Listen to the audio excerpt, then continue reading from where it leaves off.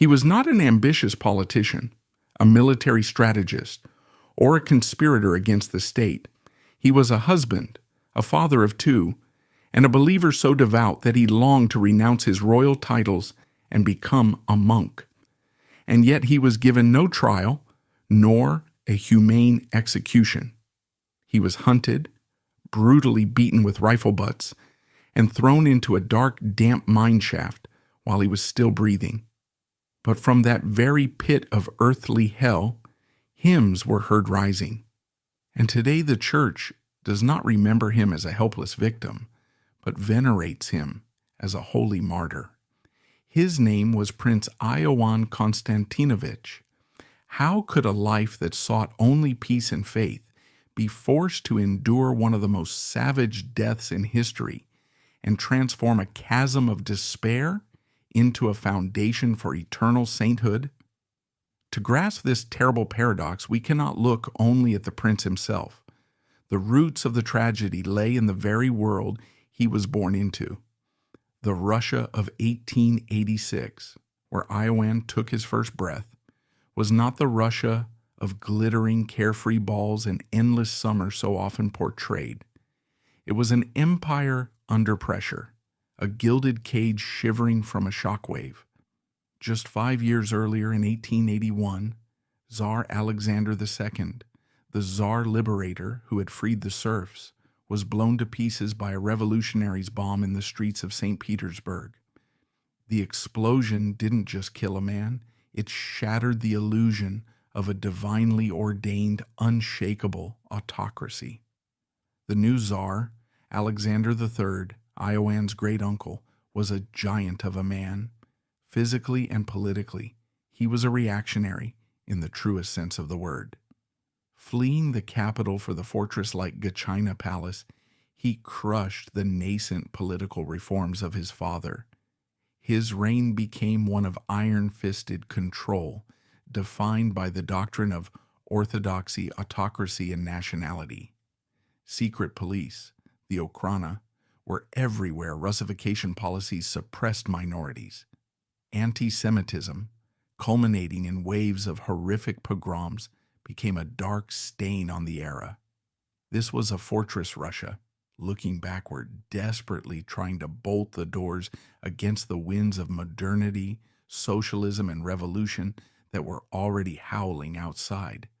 Yet this was also an age of immense cultural splendor. This was the Russia of Tchaikovsky, whose symphonies were conquering the world. It was the era of Dostoevsky's final profound works and the rise of Anton Chekhov. The imperial court, while more subdued under Alexander III than it had been under his father, was still the wealthiest and most lavish in all of Europe. The Romanov dynasty itself was a sprawling, almost incomprehensibly large entity. It was a vast web of grand dukes and duchesses, second and third cousins, all descending from the formidable emperor Nicholas I.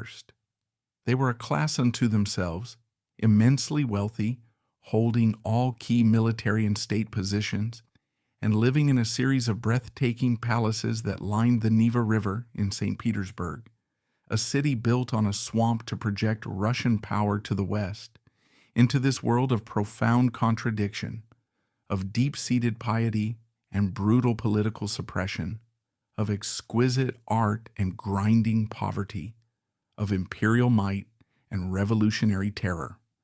A new child was born. On July 5, 1886, in the pastoral beauty of Pavlovsk Palace, a summer residence just outside St. Petersburg, Grand Duchess Elizaveta Mavrikyevna gave birth to her first child. His father was Grand Duke Konstantin Konstantinovich, a cousin of the Tsar. The child was named Ioann, a traditional Romanov name, and upon his birth he was granted the title of Grand Duke and the style of Imperial Highness for 9 days. He was a Grand Duke. Then the weight of dynastic law and the new pragmatism of Alexander III intervened. The Tsar, a man known for his bluntness and frugality, looked at the ever-expanding Romanov family and saw a looming problem. The dynasty was expanding exponentially. Each new Grand Duke and Duchess was entitled by a law established by Paul I to a staggering annual income from the state, a magnificent palace, and a position that placed them above the law of mere mortals. The family was becoming a colossal financial drain on the imperial treasury. Alexander III, seeking to consolidate power and limit the cost, issued an imperial ukaz. This new law was a piece of dynastic housekeeping with profound consequences. It decreed that from that point forward, only the children and grandchildren of a reigning czar would be styled Grand Duke or Grand Duchess with the title of Imperial Highness. All subsequent descendants, the great-grandchildren and their issue, would be known as Prince or Princess of Russia with the lesser style of Highness. Ioann Konstantinovich, being the great-grandson of Emperor Nicholas I, was the first to be demoted under this new rule. 9 days after his birth, his title was officially changed. He would be known to the world not as Grand Duke, but as Prince Ioann. This seemingly minor change in protocol was deeply symbolic. It placed Ioann and his future siblings on a different footing.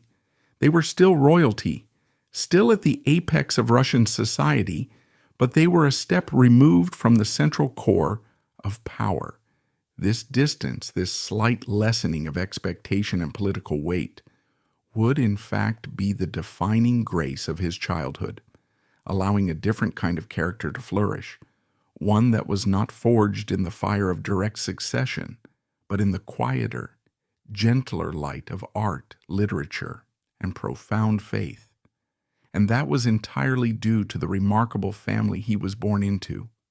To understand Prince Ioann, one must first understand his father, Grand Duke Konstantin Konstantinovich.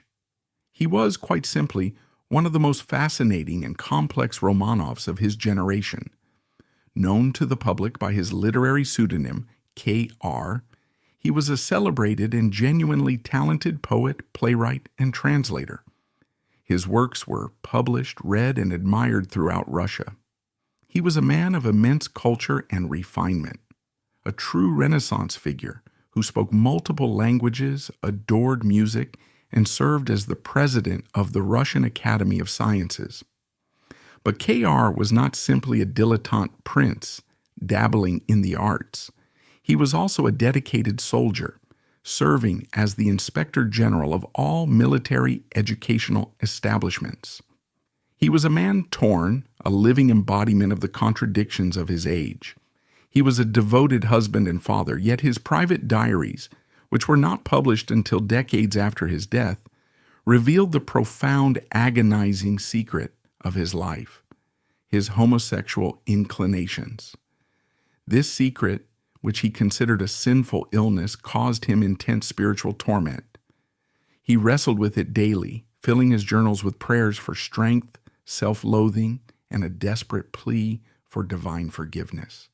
This inner turmoil translated into an outward expression of intense, almost overwrought devotion to the Orthodox faith and an incredibly strict moral code which he imposed on himself and his children. Ioann's mother, Grand Duchess Elizaveta Mavrikyevna, was a German princess, born Princess Elizabeth of Saxe-Altenburg. Known in the family as Mavra, she was a kind, sensible, and somewhat unflamboyant woman who provided a calm, stable center to K.R.'s more artistic and volatile temperament. Theirs was a respectful and affectionate marriage, and together they would have 9 children. Ioann, as the eldest, would be Ioannchik to his family, the leader of a vibrant, noisy, and remarkably tight-knit group of siblings, while his father imposed the strict moral code we just discussed. K.R. was also, by all accounts, a loving and deeply engaged parent. This haunting combination of paternal affection and intense moral discipline would forge the environment his children grew up in. Their family, the Konstantinovichi, became known as a distinct and separate entity within the Romanov clan. They were different. While other Grand Ducal families were known for their scandals, their mistresses, their extravagant gambling debts, and their political maneuvering, the Konstantinovichi were known for their love of music, their family-run theatrical performances in their home at the Marble Palace, and their scandal-free, modest lifestyle. They were the intellectual and artistic branch of the family. Ioann grew up in an environment that was perhaps the perfect incubator for his unique personality. He was raised in splendor at the magnificent Pavlovsk Palace, a masterpiece of neoclassical design set in a sprawling, idyllic English-style park, and at the Marble Palace in St. Petersburg, a colossal residence of granite, and as its name suggests, 32 different kinds of marble. Yet, the atmosphere within these palaces was not one of idle luxury. His father, K.R., personally oversaw his children's education. It was rigorous, demanding, and unlike any other in the dynasty. Yes, there was the requisite military training, the languages, and the history. But there was also a heavy, profound emphasis on the arts. The children were expected to play musical instruments, to read poetry, to act in their father's plays, and to understand the nuances of literature. And then there was the faith. For K.R., orthodoxy was the bedrock of Russian identity and personal salvation. Daily prayers were not a formality. They were an event. Church attendance was constant. Religious education was as important, if not more so, than military drilling.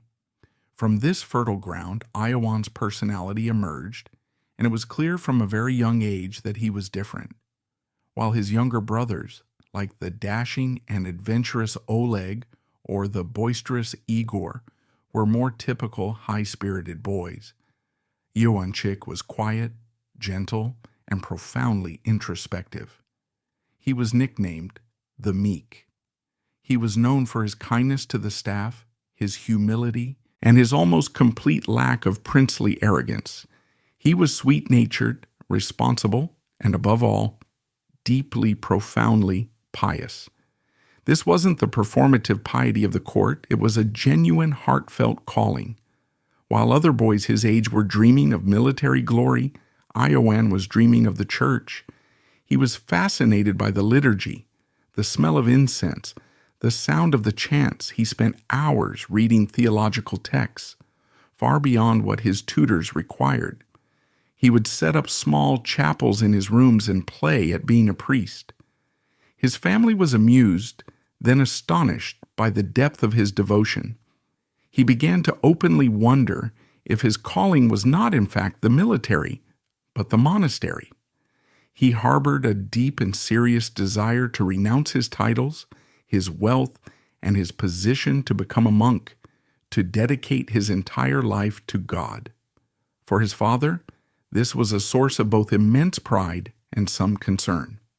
K.R. wrote in his diary, "I see in my son Ioanchik's character, his kindness, his simplicity. He is not of this world." He admired his son's purity, perhaps seeing in him an innocence he himself had lost. But a Romanov prince becoming a monk? It was almost unheard of. The dynasty was first and foremost a military and state institution duty to the Tsar, and the empire came first. A compromise was struck. Ioann, as the eldest son, would do his duty. He would receive a traditional royal upbringing, which meant a military career. He was enrolled in the prestigious Nikolaevskoye Cavalry School and later the Corps des Pages, Russia's premier military academy for the aristocracy, designed to produce the next generation of officers for the elite guards regiments. He was a dutiful and competent, if not overly enthusiastic, student. He accepted his role, but his heart remained elsewhere.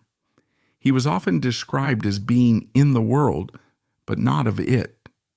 He was a gentle, devout soul trained in the art of war. He was a man who longed for the quiet of a monastery, but lived in the opulence of a palace. He was a prince who studied theology with the same fervor his cousin studied military strategy. It was this combination, the soul of a priest and the uniform of a soldier, that would define his young adulthood. He was a man of quiet, unshakable convictions, his character forged in the unique contradictory crucible of his father's making. He was the perfect, pious son of a poet prince. And as he graduated, a young man ready to take his place in society, he was stepping into a world that was about to be torn apart, a world that would have no mercy on gentle souls like his as Prince Ioann Konstantinovich, now a man in his early 20s, stepped into his designated role in Russian society. He was a walking paradox. He wore the immaculate uniform of an officer in His Majesty's Horse Guards, a regiment synonymous with the iron-willed power of the autocracy. His days were spent in military drills, his evenings, by obligation, in the glittering, superheated drawing rooms of the St. Petersburg aristocracy. This was the world he was born to command, a world of rigid protocol, unspoken power, and dazzling, almost suffocating privilege. And yet, his heart was in a different place entirely. While his cousins and fellow officers might gossip about promotions, court affairs, or the latest ballerina at the Mariinsky Theater, Ioann was known to be quiet. His conversations, when he initiated them, tended toward philosophy or theology. He was present in the ballroom, but his mind was often in the chapel. He fulfilled his duties with a quiet, meticulous competence, but he found no joy in them. That otherworldly quality his father had once observed now defined him, making him an anomaly at the court of Tsar Nicholas II. He was by all accounts respected. His gentleness was so profound that it was almost disarming. It was impossible to dislike him, but he was not a political player. In a family riven by factions, ambitious grand dukes, and competing influences over the Tsar, Ioann was utterly irrelevant. He had no desire for power, no faction he wished to promote, and no interest in the great game of state. His focus was internal. While living in the opulent state-owned apartments of the Marble Palace, a home he shared with his parents and siblings, he effectively created a monastery of the mind. His life became a study in compartmentalization. There was the prince, the public figure. This prince was a patron of charitable causes just as his father was. But his patronage was not the standard arm's-length royal support. He took a specific deep interest in institutions that aligned with his soul. He poured his time and his personal allowance into supporting Orthodox seminaries, church hospitals for the poor, and societies dedicated to the study and preservation of ancient church music. He was not just signing a check, he was engaging in the work, often visiting these places not as a prince on a state visit, but as a humble believer. Then there was the soldier. He was, after all, an officer in a prestigious regiment. He rose through the ranks as expected, eventually becoming a flagel adjutant to the emperor himself. This was a position of immense prestige, placing him in the Tsar's personal orbit. But even here, observers noted his unique character. He was unfailingly loyal, utterly discreet, and completely unambitious, a combination that made him a safe, if not particularly dynamic presence in the Tsar's entourage. And finally, there was the seeker, the true Ioann. In the privacy of his study, surrounded by icons and theological texts, he continued his spiritual life. Like his father, K.R., Ioann also wrote poetry. His works were not meant for publication, nor did they have the literary polish of his father's. They were instead a form of prayer. They were quiet, melancholic, and filled with a deep spiritual yearning, a longing for a purer world beyond the veil of his physical life. He wrote of faith, of doubt, of the beauty of the liturgy, and of a profound, almost painful awareness of the suffering in the world. He was building his inner defenses, his spiritual fortress, though he could not have known how desperately he would need it in the years to come. This quiet, predictable life of military duty and private devotion was destined to be interrupted. Ioann was now in his mid-20s. He was the eldest son of his family. It was his dynastic duty to marry and produce heirs. For a man who had once dreamed of a monastery, this was a profound worldly obligation. But, as with all other duties, Ioann prepared to meet it. What he did not expect was that this duty would bring him the greatest personal joy of his life. The bride in question was not a German princess, the traditional and politically safe choice for a Romanov. Instead, she was from a land of fire, mountains, and fierce independence, Serbia. Her name was Princess Elena Petrovna, the daughter of King Peter I of Serbia. This was a match freighted with immense political significance. The Balkans were the powder keg of Europe. Serbia, fiercely Slavic and Orthodox, saw Russia as its big brother, its protector against the ambitions of the Austro-Hungarian and Ottoman empires. A marriage between a Romanov prince and a Serbian princess was more than a family union. It was a public declaration of solidarity. It was Russia physically and dynastically wrapping its arm around its small, volatile ally. Elena herself was a remarkable woman. She was highly intelligent, multilingual, and had been educated in England. She was also known to be strong-willed, deeply patriotic, and possessed of a gravity and piety that was unusual in a young princess. Her mother had died when she was young, and she had been raised by her aunts in the austere court of Montenegro, later joining her father in exile before he triumphantly regained his throne. She was not a pampered, fragile, hothouse flower. She had seen the hard edge of life. Ioann and Elena met, and to the surprise of many who saw Ioann as a detached, otherworldly figure, there was an immediate and profound connection. They recognized something in each other. They were both serious, devout, and uninterested in the frivolousness of court life. They spoke the same spiritual language. This was not a passion of fiery, romantic outbursts, but a deep, quiet recognition of two souls finding their counterpart. Ioann, the man who longed for a monastery, had found a partner who understood his devotion and shared it. There were, as always, objections. Some in the more snobbish circles of the Russian court looked down on the Serbian royal family, the Karađorđević dynasty, as upstarts, rough-hewn shepherds who had only recently reclaimed their throne. But the political advantages and the genuine affection between the couple overrode any such concerns. Tsar Nicholas II gave his enthusiastic approval. Their wedding in the late summer of 1911 was one of the last great imperial spectacles of the Old World. It took place in the chapel of the Peterhof Palace, the glittering Russian Versailles on the shores of the Gulf of Finland.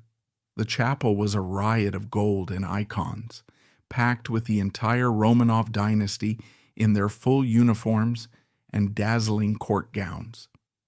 Dowager Empress Maria Feodorovna was there, as was the Tsar himself standing as a witness, his face, as seen in photographs, serene and smiling. The ceremony was a blend of two ancient traditions. Elena, in a gesture of profound significance, had converted to Russian Orthodoxy, taking the name Elena Petrovna.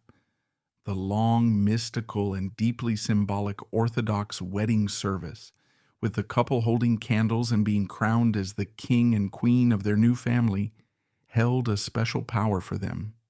This was not just a state ritual, it was a sacred covenant. As they emerged from the chapel, they were a striking couple.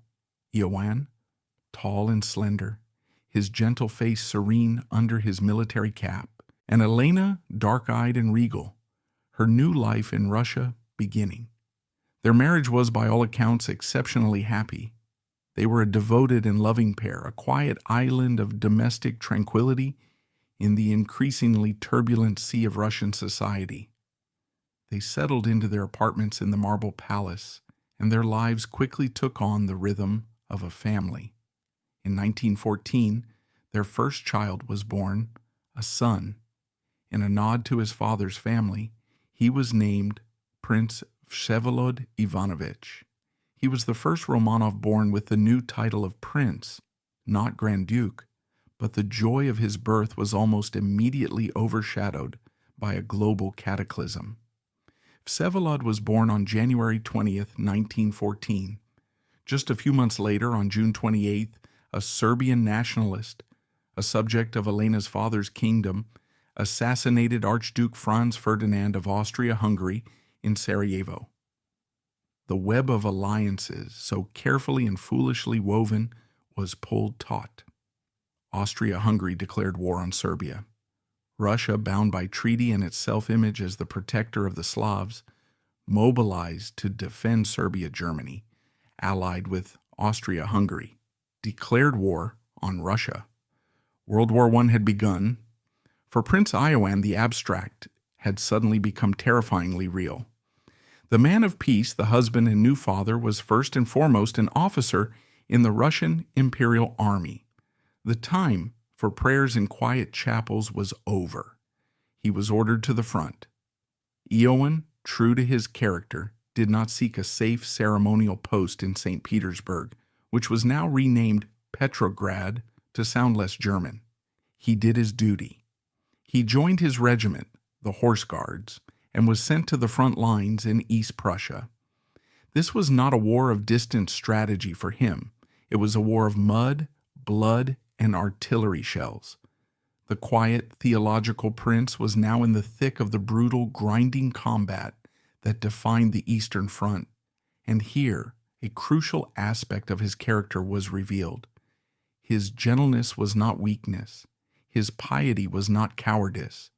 In the crucible of battle, Prince Ioann Konstantinovich proved to be a man of extraordinary courage. He led his men, he endured the same hardships they did, and he was present in the fighting.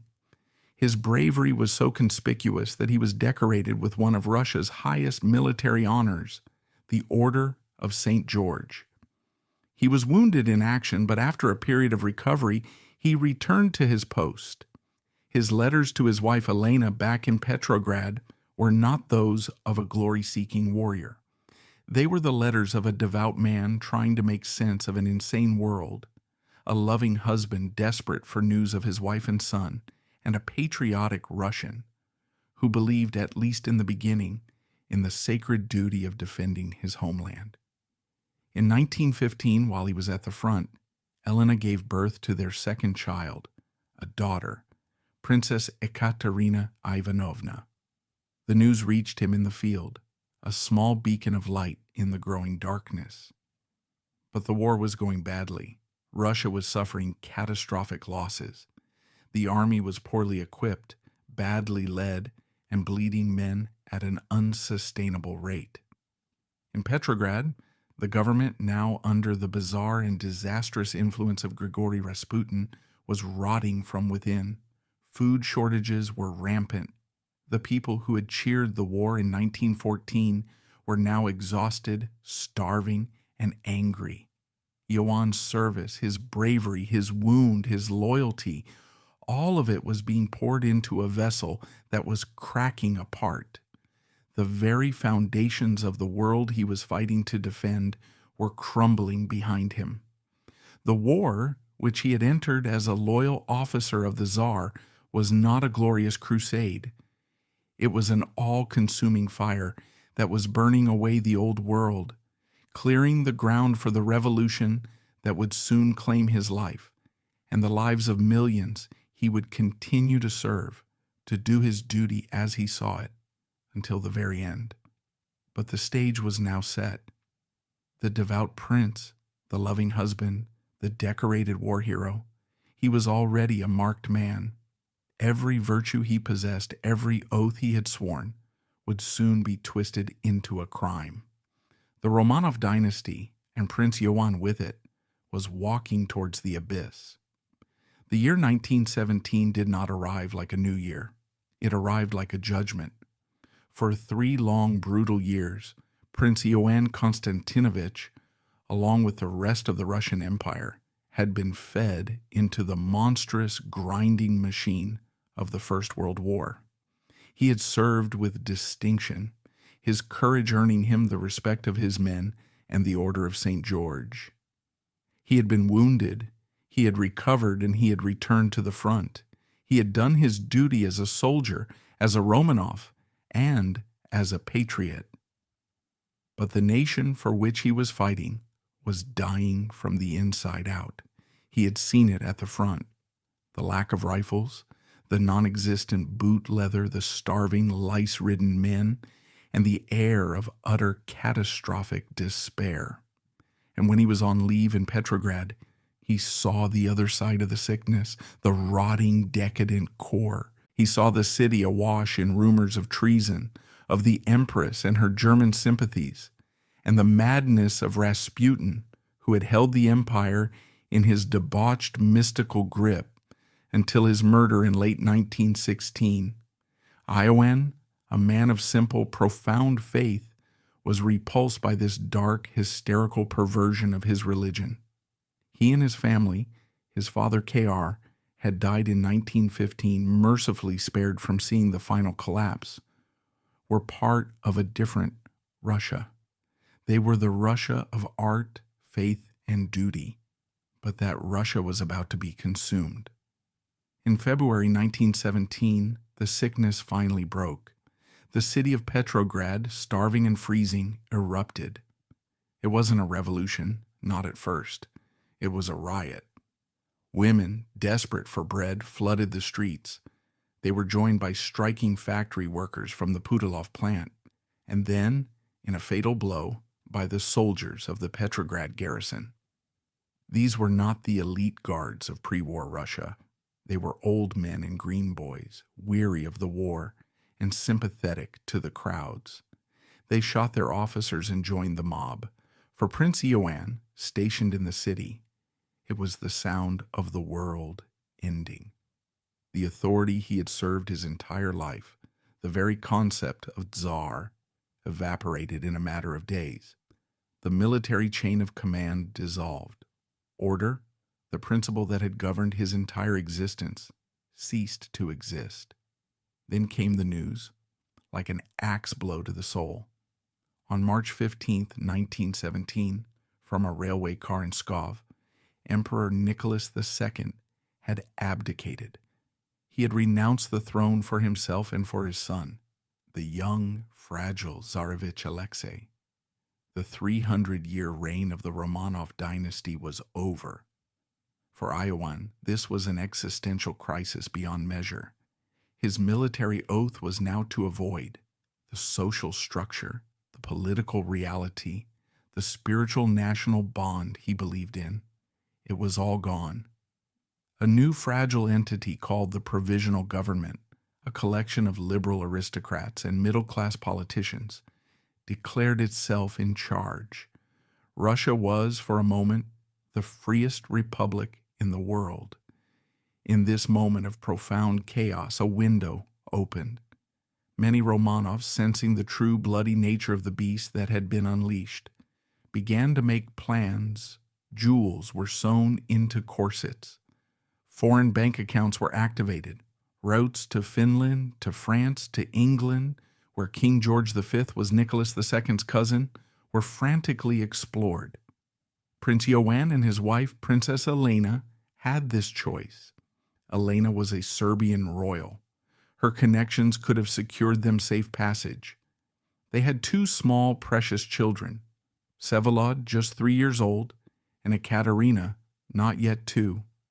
Every parental instinct, every rational thought must have screamed at them to flee, to take their children to safety. But they stayed. This decision is perhaps the most crucial of Ioann's life. It was not a passive oversight. It was an active, tragic choice, rooted deeply in his character. Why? He was not a political man. He had never been involved in intrigues or government. He could not in his heart believe that the Russian people, his people, the people he had fought for, truly wanted to harm him. He was a prince, yes, but he was also just Ioanchik, a man who loved his God, his family, and his homeland. He could not and would not abandon Russia. It would be a betrayal of his faith. His belief was fatalistic in the truest orthodox sense. God's will would be done. If this was his cup to drink, he would not refuse it. And so, in an act of profound, naive, and ultimately fatal patriotism, he and Elena chose to remain to face the uncertain future with their children and their people. The spring and summer of 1917 were a strange, surreal limbo, a period of relative freedom that was anything but free. The provisional government, weak and ineffective, was battling for control with the rising radical Petrograd Soviet, the Council of Workers and Soldiers. The city itself had transformed. The polite imperial capital was gone. In its place was a sea of red armbands, red flags, red banners proclaiming all power to the Soviets. Soldiers, who once would have saluted him, now lounged on palace steps, smoking, spitting, and openly holding committee meetings to vote on whether to obey their officers. For the Romanovs, life became a shrinking prison. They were ghosts in their own homes. Ioann, his wife, and children were likely huddled in a few rooms of the vast, cold marble palace, their former home now a target, a symbol of the hated old regime. They were citizens Romanov, stripped of their titles, their lands, their wealth, and their dignity. The stares on the street were no longer curious or deferential. They were filled with suspicion and increasingly with hatred. Every day was a new humiliation, a new fear. Would the servants who had been with them for years betray them? Would the soldiers guarding the palace gates one day turn their rifles on them? The air was thick with a dread that was palpable, a creeping, suffocating fear. Then, in October, the other shoe dropped. The Bolsheviks, led by the iron-willed Vladimir Lenin, launched their final decisive coup. They stormed the Winter Palace, arrested the remnants of the provisional government, and seized power. This was not the chaotic, spontaneous uprising of February. This was a precise, ruthless, and ideologically driven takeover.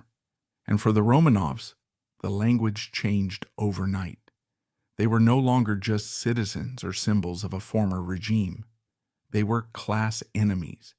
They were parasites, tyrants, bloodsuckers, enemies of the people. The full vitriolic power of Bolshevik propaganda was unleashed upon them. Their extermination was no longer an unthinkable horror. It was a political necessity. The winter of 1917 to 1918 was a living nightmare. The new secret police, the Cheka, was formed, and its reign of terror began. The Romanovs were now under constant hostile surveillance. In March 1918, the Bolsheviks, solidifying their power, moved the capital from Petrograd, too European, too close to the German front, to the insular, ancient, and symbolic city of Moscow. This move was a clear signal. The break with the past, with the West, was complete. For the Romanovs remaining in Petrograd, it was a death knell. They were now cut off, trapped in the former capital, at the mercy of the local, and often brutally radical, Petrograd Soviet. The order finally came. In the early black hours of a morning in March 1918, the terror they had been living with for months finally took physical form. It came as a heavy pounding fist on the door of their apartment. Not a knock, but a pounding, the sound of rifle butts on wood. We can only imagine the scene. The children, Vsevolod and Ekaterina, waking with screams of terror, Elena, her heart pounding, rushing to them. And Ioann, his face pale but calm, his faith his only armor, going to face the men at the door. They were Cheka agents in their long leather coats and caps, armed with rifles and a chilling bureaucratic certainty. They pushed past him, their muddy boots staining the carpets. They were not there to negotiate or discuss. They were there to collect. A warrant was read, a piece of paper that made a mockery of law. By order of the Petrograd Soviet, Citizen Romanov, Ioann Konstantinovich, you are under arrest. The charge? There was no charge beyond the original sin of his birth. He was a Romanov. The scene descended into a frantic, heartbreaking chaos. Elena, frantic, would have demanded to know where they were taking him. What has he done? The answers would have been blunt, cold, and non-existent. Quiet, citizen, woman. Pack your things. He is being relocated. The true horror of the moment was that they were not just there for him. They were there for his brothers. Prince Ioann Konstantinovich, his younger, more scholarly brother, and Prince Igor Konstantinovich, the youngest, who had been an officer with him, were also arrested. In one brutal sweep, the Cheka was tearing the three brothers from their families. Their cousin, the young, brilliant poet Prince Vladimir Paley, was also rounded up. This was the separation, the final agonizing goodbye. What do you say when you know in your heart it is the last time? We can picture Ioann, the priest at heart, making the sign of the cross over his crying, terrified children. A final, desperate embrace with his wife, Elena, a woman of incredible strength who was now being left alone to face the revolution with two small children, a whispered, "God be with you," a promise to write, a last look at the faces of his family, a look he would have to burn into his memory to carry him through the darkness to come. He was shoved out of the door into the cold March pre-dawn. He and his brothers were herded onto a train. The doors were locked. This was not a royal carriage. It was a third-class car, or perhaps even a cattle car, filthy, cold, and crowded with armed Red Guards who spat, smoked, and mocked their princely prisoners. For Ioann, the man of quiet dignity and profound faith, this journey was the ultimate humiliation. Stripped of his family, his name, his uniform, and his rights, he was now just cargo. He was a former person, a living ghost being transported into the unknown. The journey took days, grinding eastward, away from everything he had ever known, away from his wife, his children, his city, and his life. He was being sent deep into the Bolshevik heartland, into the vast, remote, and forbidding expanse of the Ural Mountains. Their first destination was Perm, a grim, industrial city on the edge of Siberia. Here, they were imprisoned in a local jail, their conditions worsening. The uncertainty was a form of torture in itself. They were cut off from all news. Was his family safe? Did Elena and the children get out? In Perm, the prisoners were isolated, their hope dwindling. Then in May 1918, they were moved again. The Bolsheviks were gathering the unwanted Romanovs, consolidating them in one isolated place, far from any prying eyes or potential rescuers. They were taken by train, and then by cart, to the small remote mining town of Alapayevsk, 100 miles north of Ekaterinburg, where Tsar Nicholas II and his family were now being held. It was here, in this forgotten corner of the Urals, that the final tragic act would be staged. Their new prison was a local schoolhouse, the Napolnaya School. On the outskirts of the town, it was a stark two-story brick building, a place of children's lessons, with chalk still on the blackboard and maps of Russia still on the walls. It was a place of innocence, now turned into a high-security prison. And here, the cast of the final tragedy was assembled. Ioann and his brothers, Konstantin and Igor, and Prince Vladimir Paley were joined by others. There was Grand Duke Sergei Mikhailovich, an older, more worldly cousin, and most significantly, there was Grand Duchess Elizabeth Feodorovna. Her arrival changed everything. She was the sister of the Empress, but she was a world away from the political scandals of the court. After her husband, Grand Duke Sergei Alexandrovich, was assassinated by a revolutionary's bomb in 1905, she had renounced her wealth and position to become a nun, founding the Marfo-Mariinsky convent in Moscow, a new order dedicated to serving the poor. She was known throughout Russia as a living saint, and with her, refusing to leave her side, was her faithful cell attendant, Sister Varvara Yakovleva. For Ioann, the arrival of Grand Duchess Ella was a divine comfort. Here, in this makeshift prison, was a kindred soul, a spiritual mother. His childhood dream of a monastic life was now, in the darkest, most twisted irony, being fulfilled. He was enclosed, separated from the world, in the company of his brothers and a revered abbess. Their captors, brutal and simple men from the Alapayevsk Soviet, allowed them a strange, limited freedom. They were not kept in cells. They lived in the schoolrooms, sleeping on cots or the floor. They were allowed to walk in the small fenced-in schoolyard. They were even allowed to tend a small garden, growing vegetables to supplement their meager rations. Grand Duchess Elizabeth and Sister Varvara were permitted under heavy guard to walk into the town to attend services at the local church, bringing back food, some of it secretly donated by the local nuns. But this was not freedom. It was a cat and mouse game. Their guards were local Bolsheviks, Red Guards, who drank, sang revolutionary songs, and subjected their prisoners to constant psychological torment. Their motives a dark mix of class hatred and base cruelty. In this surreal, terrifying environment, the schoolhouse became a monastery. Grand Duchess Elizabeth and Prince Ioann became the spiritual center of the group.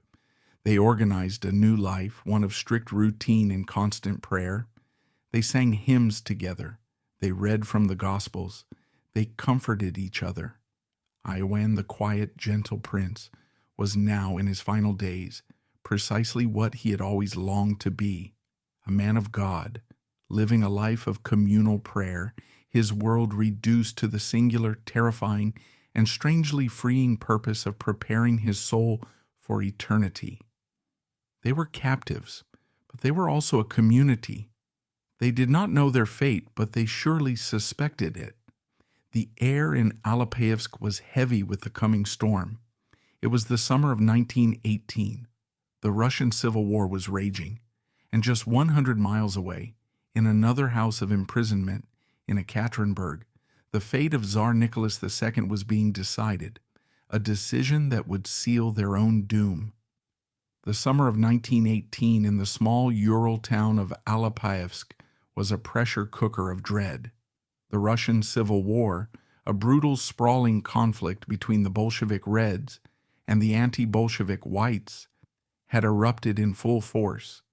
The White Army, led by Admiral Kolchak in Siberia, was advancing westward. Ekaterinburg and Alapayevsk, key industrial towns in the Urals, were directly in their path. For the prisoners in the Napolnaya school, this was not a beacon of hope. It was a death sentence. They were not assets to be rescued. They were liabilities to be liquidated. The Bolsheviks operated on a simple, ruthless calculus. If the whites were to recapture these Romanovs, they would become living banners, symbols for a counter-revolution. The policy, therefore, was simple. No Romanov was to be taken alive. This policy was known as the Red Terror. It was a systematic, state-sanctioned campaign of mass murder, hostage-taking, and political repression, formally announced by the Bolshevik government to crush all internal opposition. It was, in Lenin's own words, a tool to cleansed the land of Russia of all sorts of harmful insects. And in the summer of 1918, the Romanovs were the most harmful insects of all.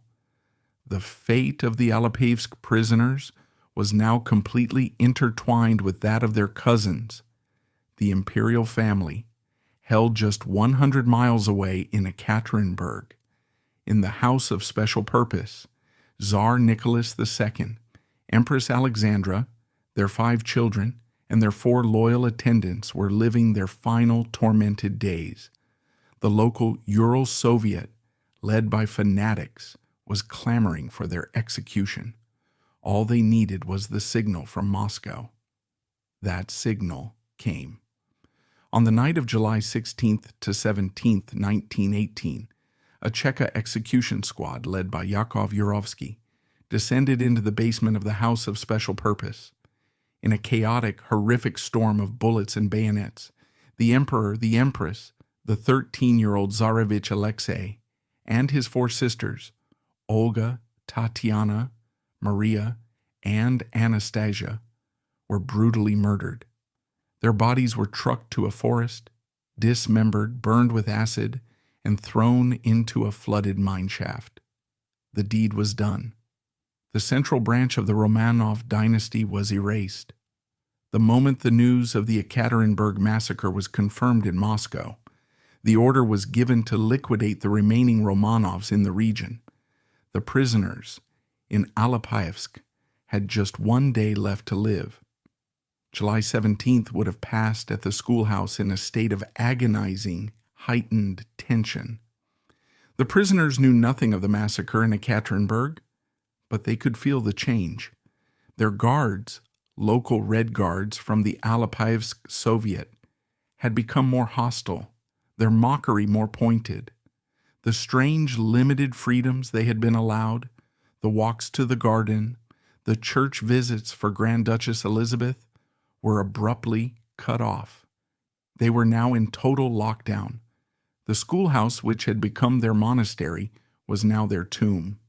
We can only imagine the prayers of that last day Prince Ioann, his brothers Konstantin and Igor, the young poet Vladimir Paley, all of them looking to Grand Duchess Elizabeth for strength.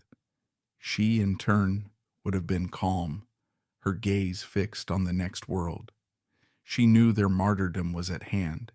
She would have urged them to prepare their souls, to forgive their captors, to meet their God with pure hearts. Ioann, the man who had always been not of this world, was now, finally, at its absolute end. He was 32 years old. The night of July 18th, 1918. The hours ticked by in the oppressive, silent darkness of the schoolhouse. The prisoners were likely in a state of exhausted, prayerful vigil. Suddenly, the night was shattered. Heavy boots on the wooden porch, the sound of rifle butts pounding on the door, the same sound that had begun their nightmare in Petrograd, now returned to end it. The door was thrown open. A crowd of Chekists and local Bolsheviks, led by a man named Yefim Solovyov, burst into the schoolrooms. They were loud, they were drunk, and they were armed. They ordered the prisoners to get up and get dressed immediately. The deception was crude, but effective. "The White Army is approaching," the commissar barked. "There is shooting in the town. We are moving you to a safer location for your own protection." It was a lie so thin it was transparent. There was no sound of shooting. The town was silent. This was not a rescue. This was an execution. Grand Duchess Elizabeth, her face serene, would have known.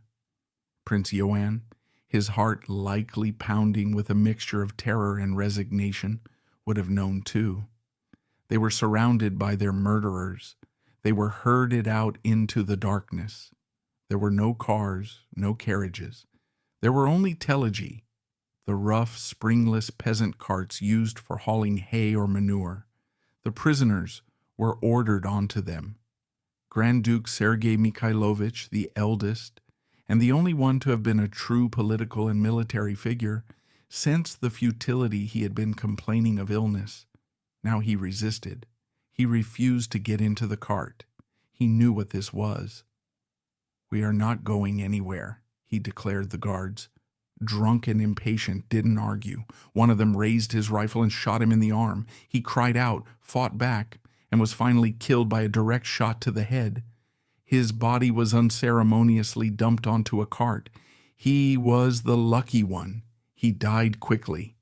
The others, stunned into silence by this sudden, brutal violence, offered no resistance. They were herded onto the remaining carts.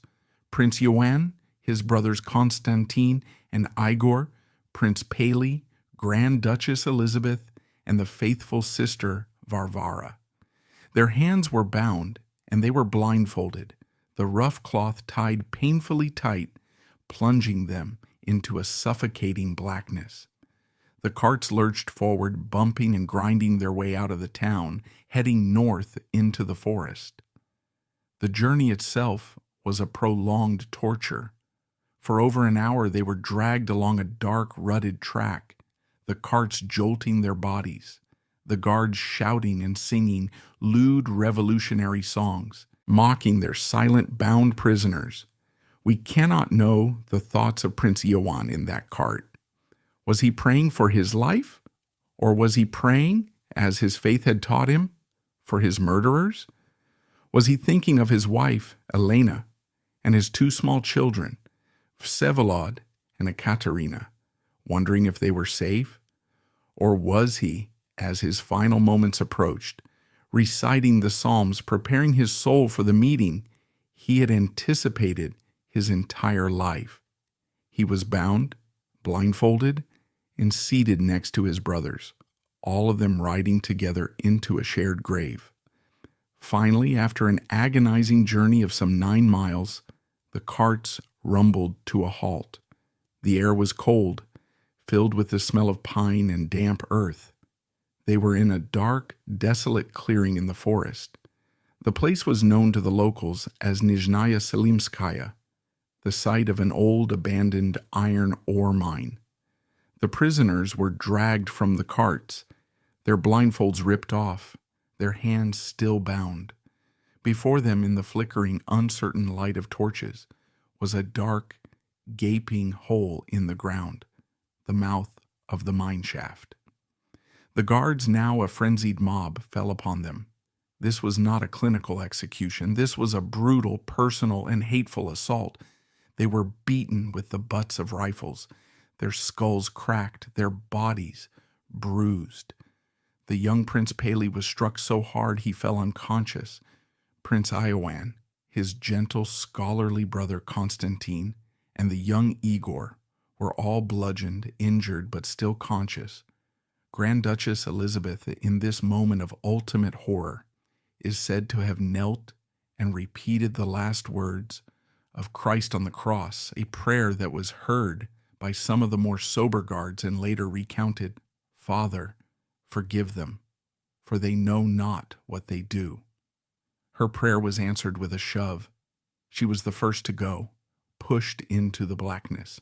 Sister Varvara, her devoted companion, made the sign of the cross and, in an act of supreme voluntary martyrdom, jumped in after her. Then the murderers turned to the men.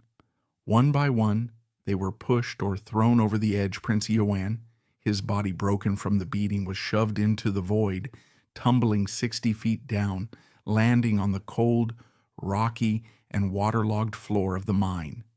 His brothers Konstantin and Igor and the unconscious Prince Paley followed.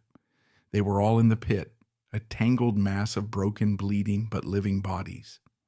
The executioners, their grim work not yet finished, peered down into the shaft. They could hear sounds, they could hear moans, they could hear prayers to silence them, and to ensure the job was done, they began to hurl hand grenades down the shaft. 2 grenades exploded, the concussion shaking the ground, the sound a deafening roar in the confined space. The explosions would have caused unimaginable, agonizing injuries to the survivors.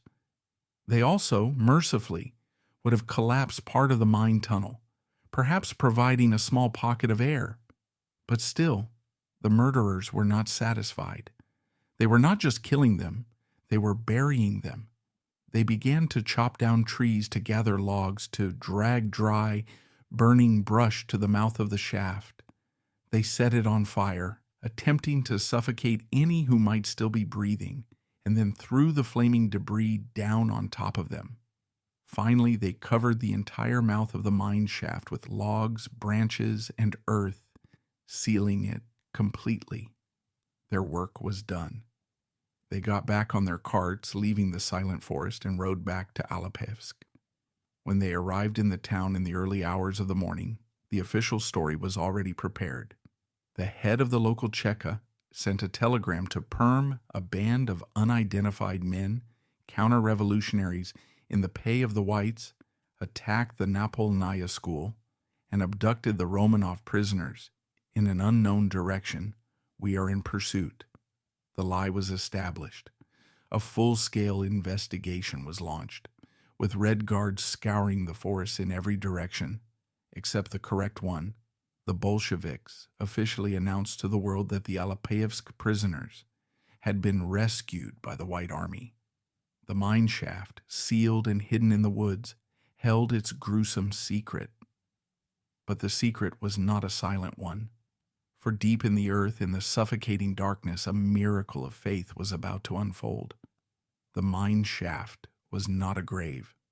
Not yet. It was a torture chamber. 60 feet below the forest floor, in a darkness so absolute it was a physical weight, the survivors of the fall lay broken. The initial impact on the rocky, uneven floor, cluttered with the debris of an abandoned mine, would have been devastating. Bones were snapped, skulls were fractured. The grenades exploding in the confined space had added a new fiery dimension of agony, shrapnel wounds, percussive shock, and burns. The air was a choking mixture of cordite, dust, smoke from the burning brush thrown down on them, and the rapidly diminishing oxygen. This was a pit of unimaginable suffering. Prince Ioann, his brothers Konstantin and Igor, the young poet Prince Vladimir Paley, and the two women, Grand Duchess Elizabeth and Sister Varvara. They were all here, a tangled heap of royalty and faith at the bottom of a black hole. And it was here, in this abyss, that the miracle that would define their legacy began. In the first few minutes or hours, the only sounds would have been the cries of the wounded, the moans of the dying. But then another sound emerged, weak but persistent. It was the voice of Grand Duchess Elizabeth. She too was severely wounded from the fall, yet her spirit, forged in a life of aristocratic duty and then reforged in the fires of monastic devotion, was unbreakable. She was not screaming. She was praying. "Father, forgive them," she had prayed as she was pushed. Now in the dark she continued her liturgy. She could hear the moans of her companions, and she did what she had dedicated her life to doing. She offered comfort. "God is with us," her voice would have called out. "Perhaps be strong. We are going to the Father." And then she began to sing. It was a sound that had no place in this hell. It was the sound of the Orthodox faith, the ancient, mournful, and beautiful hymns of the Church. Perhaps it was the Trisagion hymn, a core part of the Orthodox funeral rite, a prayer that is both a plea and a declaration. "Holy God, holy mighty, holy immortal, have mercy on us." Another voice joined her. It would have been Prince Ioann. This was the moment his entire life had prepared him for. The man who longed for a monastery, who studied theology, who found his only solace in the liturgy, he was now in his final, most terrible, and most sacred chapel. His voice, perhaps broken and pained, joined hers. Then another, his brother, the thoughtful Konstantin, and another, the young, dying Igor. Even the poet, Vladimir Paley, who was likely unconscious from a severe head wound, may have been roused. They were a choir of the damned, singing their way into eternity. This is the sound that was heard outside the mine. The murderers, in their drunken triumph, had sealed the shaft and left. But the forest was not empty. Local peasants, perhaps a woodcutter returning late or a farmer checking his snares, were drawn by the sounds. What they reported in hushed, terrified whispers was the basis of the legend. They heard singing, faint, ethereal, and unmistakable, coming from the ground. They were simple, God-fearing people. They crossed themselves and fled, convinced they had stumbled upon a gathering of forest spirits or the souls of the unburied dead. But the sound, they claimed, did not stop. For hours, and some said for days, the faint, holy music continued to seep from the sealed earth, a final, defiant testament of faith that could not be silenced by Bolshevik grenades or sealed by earthen graves.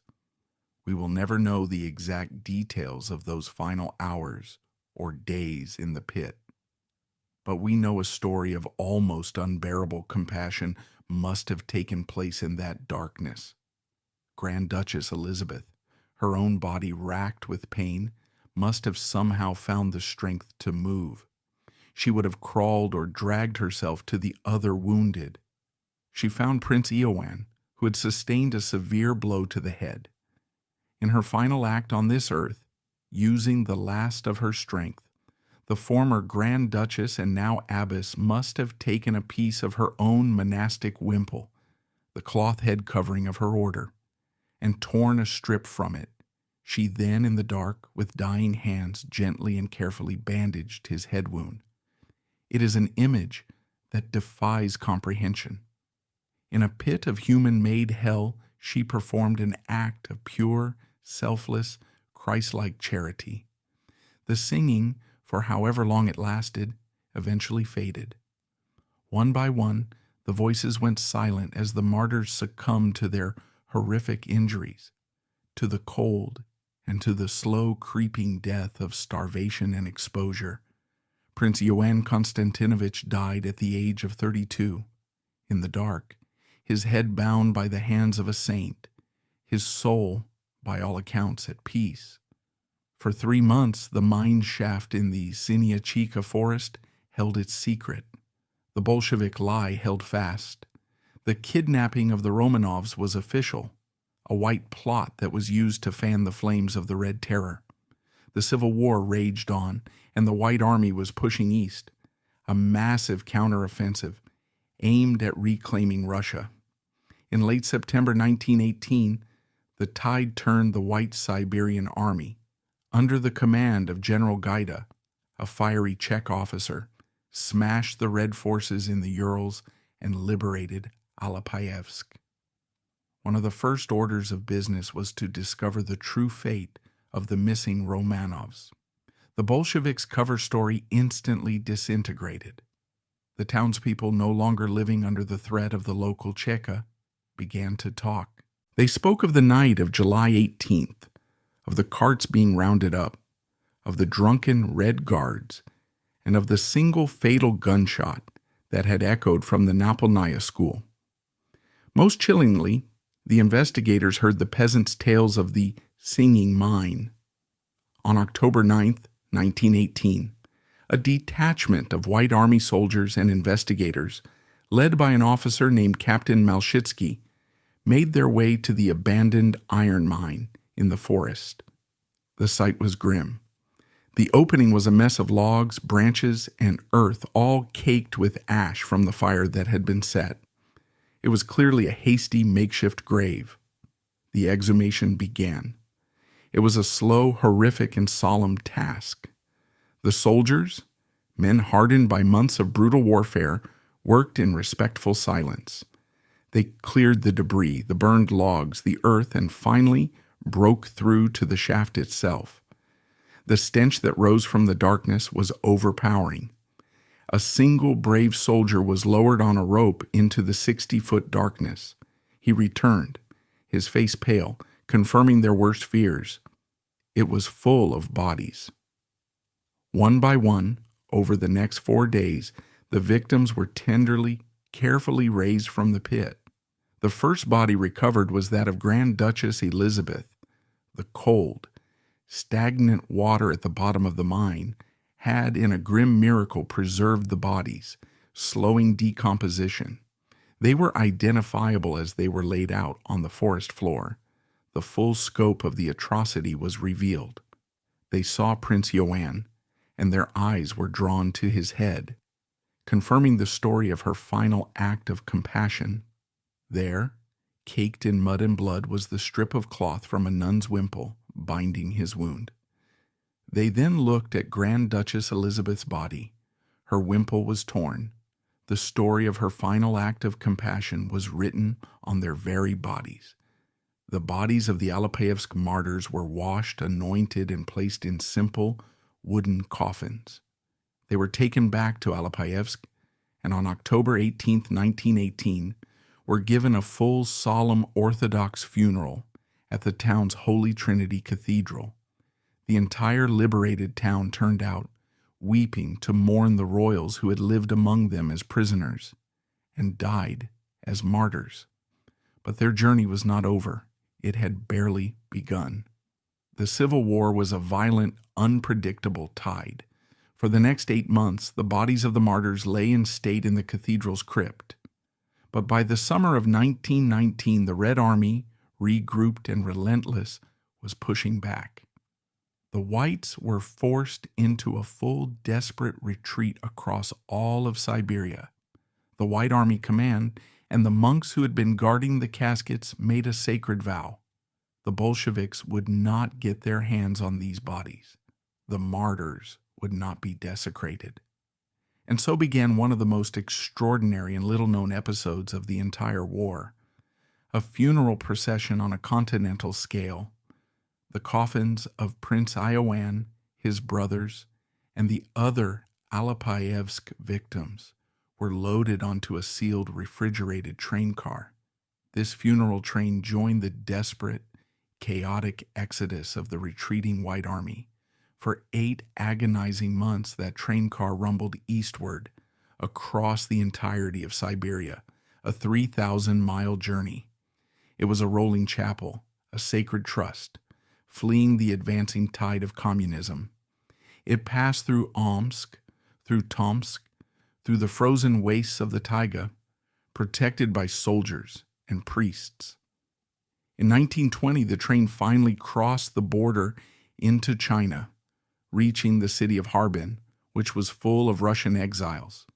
From there, they were taken to Beijing, then called Peking, and were interred with great ceremony in the crypt beneath the bell tower of the Russian Orthodox Church of St. Seraphim. For Prince Ioann and his brothers, this was, for a time, their final resting place. But the story of the remains splits here. Grand Duchess Elizabeth's elder sister Victoria, the Marchioness of Milford Haven, arranged for the bodies of her sister and the faithful sister Varvara to be moved. In 1921, they were transported from China to the British Mandate of Palestine today.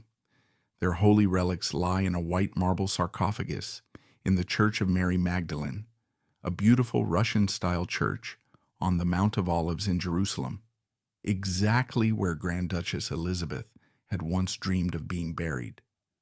But what of Prince Ioann? He and his brothers and Prince Paley were left in Beijing.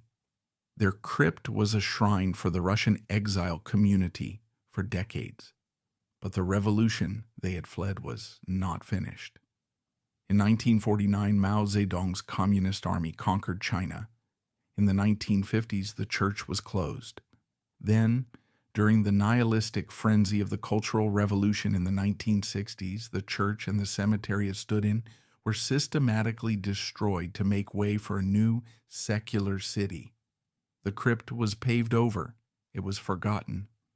Today, the site of the former Russian church, the final resting place of Prince Ioann Konstantinovich, is believed to be under a parking lot or a sports field in Beijing. His physical body, after its epic journey across the world, is lost to history. The news of the discovery, the exhumation, and the brutal details of the murder eventually filtered out of Russia, reaching the survivors in exile for Princess Elena, Iowann's widow, now a refugee in Sweden with her 2 small children, Vsevolod, and Ekaterina, the news was a final devastating confirmation. The gentle, loving husband she had said goodbye to in a frantic, terrifying moment in Petrograd was gone. The hope she may have clung to was extinguished. Her life would now be a long, difficult widowhood, dedicated to raising the last scions of a murdered prince, their lives forever defined by the tragedy in that Siberian mine. The man Ioann was gone. His body was lost. But the story of the singing from the pit, the story of the final act of bandaging, was just beginning. It became a powerful foundational legend, a testament that, for his faith, death was not a defeat, but a transfiguration. The body of Prince Ioann Konstantinovich, lost beneath a parking lot in Beijing, is an echo of the Bolshevik project to erase the past, to pave over history, and to build a new godless world on the rubble. And for decades it seemed they had succeeded. In the vast new empire of the Soviet Union, the Alapayevsk martyrs, like the Tsar and his family, were non-persons. They were, at best, a footnote, a brief mention of enemies of the people who received their just revolutionary deserts. To speak their names with sympathy was a crime. To pray to them was an act of political and spiritual treason. But a story, like a soul, is a difficult thing to kill. The story of the martyrs did not die. It was carried out of Russia, along with the tattered remnants of the White Army and the millions of exiles who formed the Russian diaspora. It was told in hushed tones in the drawing rooms of Paris, the boarding houses of Berlin, and the new Orthodox parishes of New York. And it was in this world, the world of Russia abroad, that the second act of Iowann's story began, not his historical life, but his spiritual one. The Russian Orthodox Church outside Russia, or ROCOR, became the fiery, uncompromising guardian of the old faith. For them, the church inside Russia, the Moscow Patriarchate, was a compromised, pathetic entity, a red church held hostage by the atheistic KGB, a puppet that had betrayed its own martyrs, ROCOR, in its exile, saw itself as the one true free voice of Russian Orthodoxy. And their greatest mission was to honor those who had been murdered by the godless regime. The story of Alapayevsk, and especially the details of the hymn singing and the final act of compassion by Grand Duchess Elizabeth, became a foundational legend. It was more than a tragedy. It was a hagiography. It was a modern-day vita, the life of a saint. And so, on November 1st, 1981, in a solemn and defiant act, the bishops of ROCOR gathered in New York City. They formally glorified or canonized the new martyrs of Russia. This list included Tsar Nicholas II and his family, and in a separate, revered category, the Alapayevsk victims, Prince Ioann Konstantinovich, along with his brothers Konstantin and Igor, Prince Vladimir Paley, Grand Duchess Elizabeth, and Sister Varvara, were officially proclaimed holy martyrs. For the first time, Ioanchik, the quiet, gentle prince, was now Saint John the Martyr. This was a profound act of defiance. While the Soviet Union was parading its missiles through Red Square, the exiles were proclaiming its victims as saints, as intercessors in heaven. They were declaring that the Bolsheviks, in their attempt to annihilate the Romanovs, had instead achieved the exact opposite. They had, through their brutality, created a new host of powerful heavenly protectors. For Ioann, this was the ultimate divine fulfillment of his life. The man who had dreamed of a monastery, who had yearned to dedicate his life to God, had now, in martyrdom, achieved the highest honor the Church could bestow, his quiet, humble piety, which had made him seem not of this world in the glittering courts of the Tsar, was the very quality that had carried him through the horror of the mine shaft. His entire life had been a preparation for that final, terrible liturgy in the dark. Inside the Soviet Union, this canonization was denounced as a political provocation, a circus by white guard remnants. But history, and the spirit it carries, had a longer arc. In the 1980s, the Soviet Union began to crack. Glasnost and perestroika, the policies of openness and restructuring, allowed a trickle of sunlight into the dark archives. And what the Russian people began to discover was that their entire history was built on a foundation of lies and blood. The fall of the Soviet Union in 1991 was an explosion. The state, which had demanded absolute ideological, political, and spiritual loyalty, simply dissolved. And into that massive, gaping void, the Russian people, starved of their past and their faith for 70 years, rushed to find the very things that had been stolen from them. The 1990s were a time of national reckoning.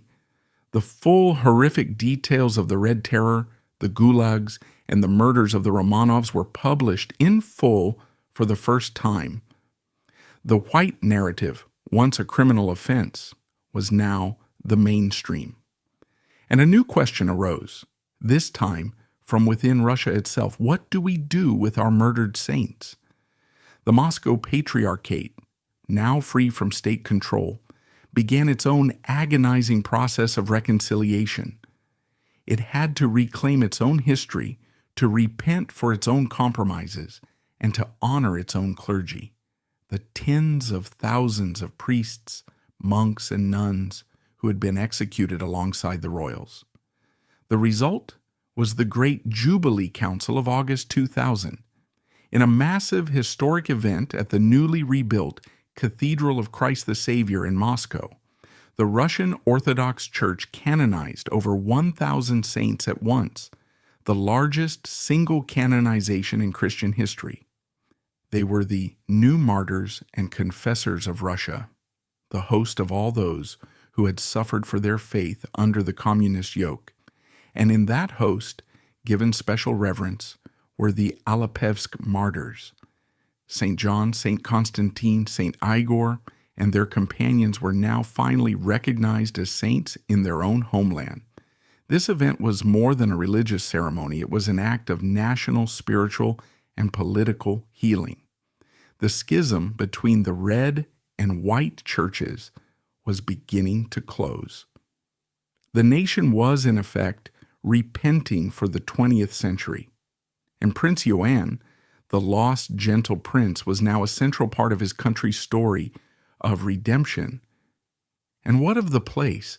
What of that dark, blood-soaked patch of earth in the Siberian forest?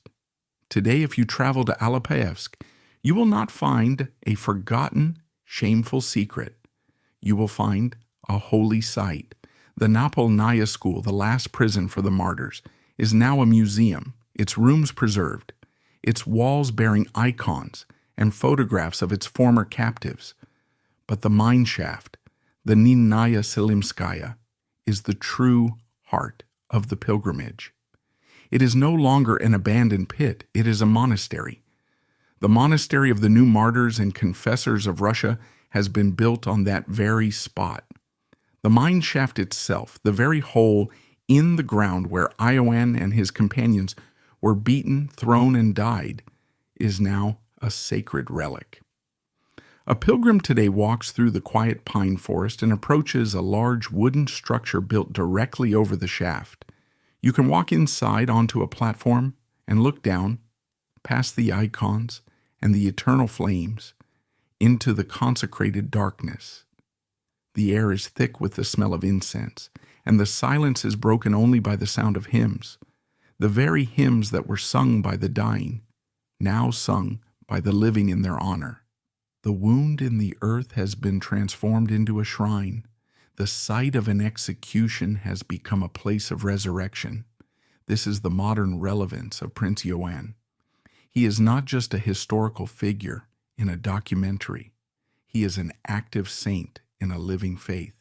He is prayed to. Icons bear his gentle bearded image. And in a world still grappling with violence and faith, his story serves as a terrifying and inspiring touchstone. His legacy is not just spiritual, it is human. His marriage to Princess Elena of Serbia, a union of love, has become a potent symbol of the deep, almost mystical bond between Russia and Serbia, a political and cultural reality that continues to shape European geopolitics to this very day. His descendants, the children he said goodbye to in that frantic moment in Petrograd, survived.